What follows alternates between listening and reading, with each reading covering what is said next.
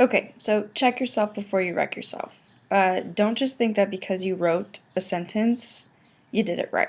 So let's make sure, because this is the most important sentence in your essay, make sure that you did it correctly, okay? 1. Is your thesis a beautiful, complete sentence? Please do not start with because. Please do not start with yes or no or then or any word that makes it an incomplete sentence. Okay? It needs to be perfectly complete. That's 1. Take some time to check it now. 2.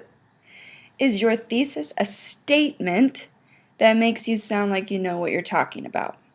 So there should not be any doubt in my mind when I read your thesis that you are right.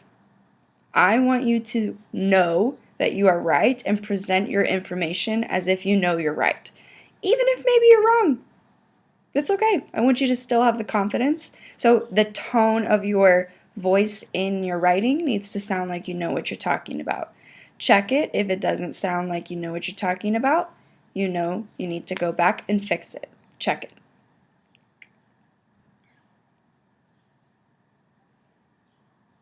Okay. 3rd, very important. This is key. Does your thesis tell readers what stance you're taking? And when I say stance, I mean what is your opinion on the issue? Are you telling me that marijuana should be legal? Are you telling me that gays should be allowed to marry? Are you telling me that everybody needs to be vegan? Are you telling me that the food we eat in America is not actually healthy? Are you telling me that people should own guns or shouldn't own guns? What are you telling me? What is your opinion? You need to include that in the thesis. That's like the essence of the thesis. It must be there. So check right now to make sure that you have told me your opinion on your topic. Go.